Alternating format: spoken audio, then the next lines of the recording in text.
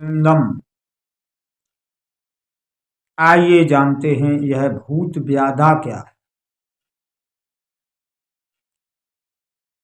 लोक में हरि कथाएं नित्य प्रति निरंतर होती रहती हैं और लोग सुनते भी हैं, तालियां भी बजाते हैं, पर कभी उन पर ध्यान नहीं देते।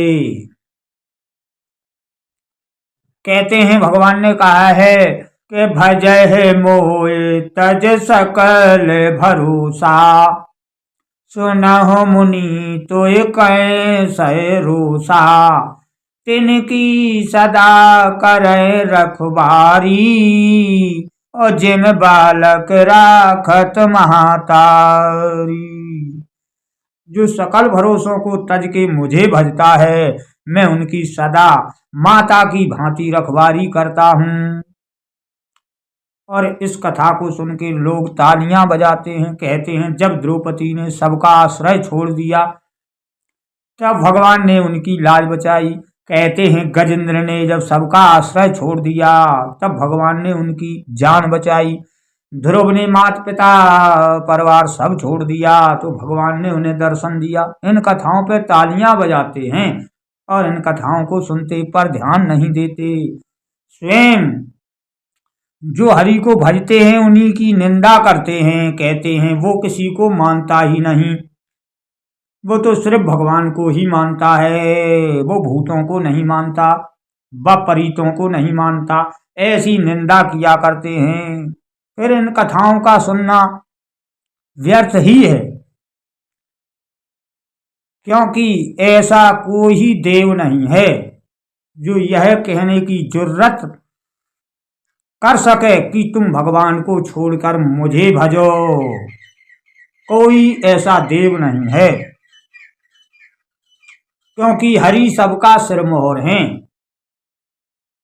आइए उन देव परीतों के माध्यम से भी क्या होता है, जब कोई देव सिद्ध होता है, परीत सिद्ध होता है, तो कहता है कि भगवान की भागवत कराइए, भगवान की अखंड रामायण कराइए, भगवान की सत्यनारायण कथा कराइए। इन कथाओं को ही कहने की प्रेरणा देता है, यानी कि वो भी ईश्वर को भजो ऐसा ही कहता है, पर फिर भी समझ नहीं आता और भगवान के भक्तों की निंदा का बीड़ा उठा रखा है। जो निरंतर ईश्वर को भजता है, जो ईश्वर के अतिरिक्त और कुछ नहीं मानता, उसी की निंदा किया करते हैं, वह तो बेकार है, वह किसी को मानता ही नहीं।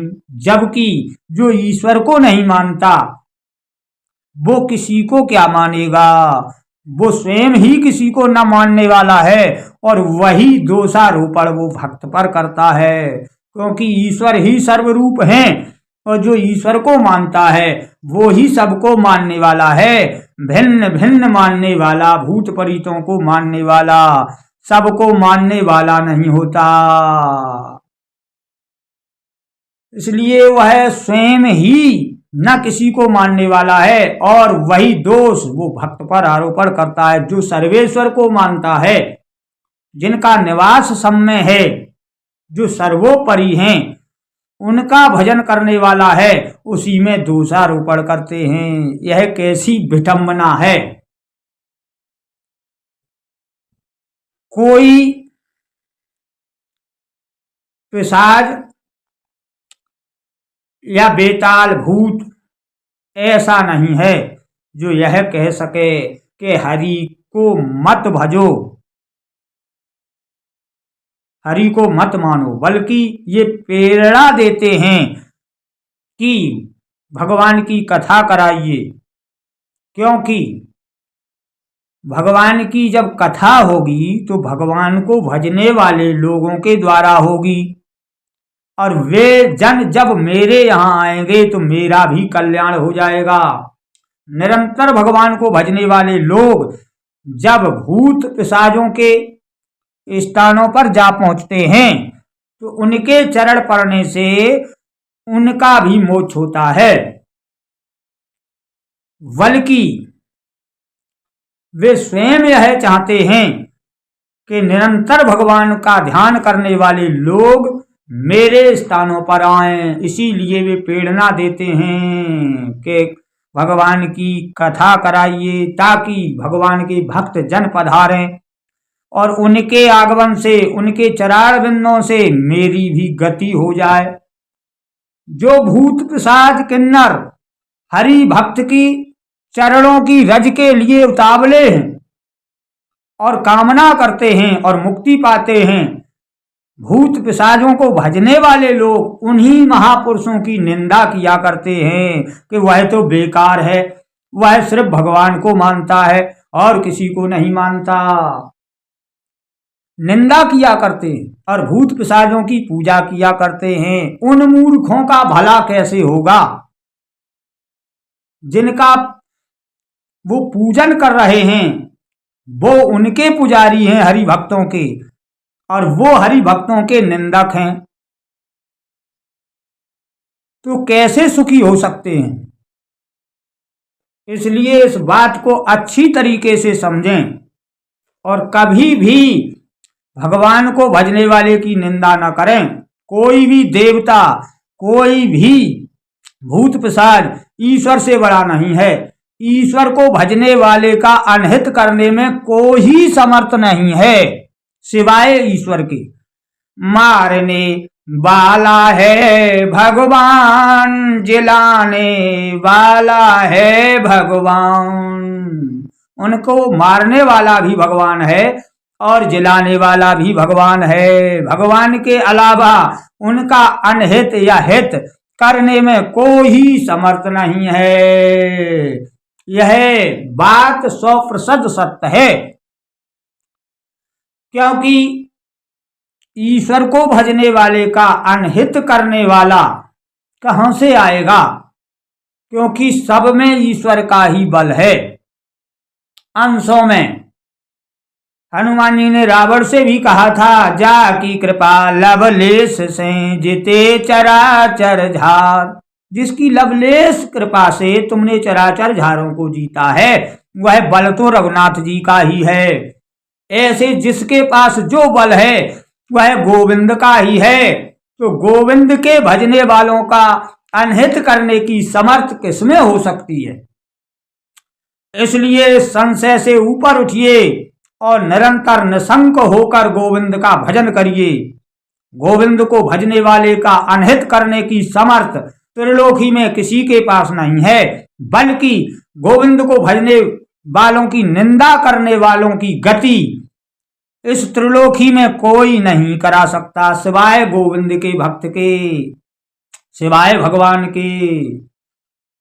जब जयंत भागे तो क्या हुआ, नारद विकल्प देख जयंता और लागी दया कोमल चित संता।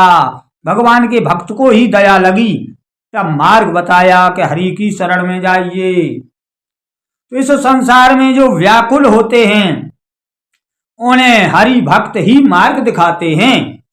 फिर हरि भक्तों को मार्ग दिखाने वाला कौन समर्थ है, कौन ऐसा भूत पिशाच किन्नर है जो हरि भक्तों को मार्ग दर्शाए और हरि भक्तों पर कृपा कर सके। क्योंकि हरि भक्तों की चरण रज के लिए सारे भूत पिशाच किन्नर यहाँ तक कि देवता जन भी प्रतीक्षा करते हैं कि कब हरि भक्त यहां से आए और मेरी मुक्ति हो जाए। क्योंकि भगवान ने तो यहां तक कहा है, जब वृंदावन में मुक्ति ने जाकर पूछा कि प्रभु मेरी मुक्ति बताइए, तो क्या बोले गोविंद, मुक्ति कहे गोपाल से मेरी मुक्ति बताओ। गोविंद बोले कि पड़ी रहो इस राह में, कोई बेड़रा संत कर जाए और उड़रज मस्तक लगे मुक्ति मुक्त हो जाए। मुक्ति भी मुक्त हो जाती है हरि के भक्तों की चरण रज लग जाने से। और मूर्खों को देखो जो कहते हैं कि वो किसी देवता को नहीं मानता, वो बेकार है, उसकी निंदा करते हैं। जिसकी चरण रज से मुक्ति भी मुक्त होती है, तो भूत पिशाचों की तो गणना ही क्या है। समस्त विश्व के हरि से तरह के हरि भक्तों से। और भगवान ने यह भी कहा है, मोह से अधिक संत कर लेखा।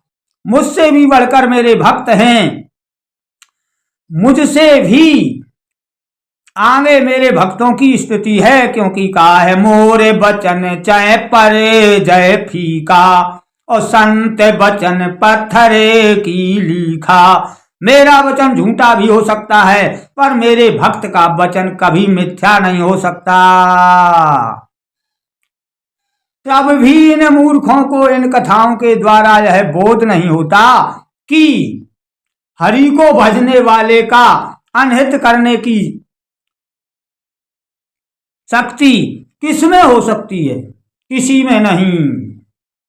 इसलिए हरि भक्तों को दृढ़ निश्चय हो जाना चाहिए और निर्भय होकर भगवान का भजन करना चाहिए। त्रिलोकी में कोई ऐसा नहीं है जो तुम्हारा अनहित कर सके। कोई तंत्र, कोई मंत्र, कोई भूत, कोई पिशाच, कोई किन्नर, कोई देवता भी ऐसी समर्थ नहीं कर सकता जो हरि भक्त को छेड़ दे। वो तो सदा ही हरि भक्तों के दर्शन के अभिलाषी हुआ करते हैं और हरि भक्तों से ही तरते हैं। बोलिए गोविंद भगवान की जय। जय जय श्री राधे।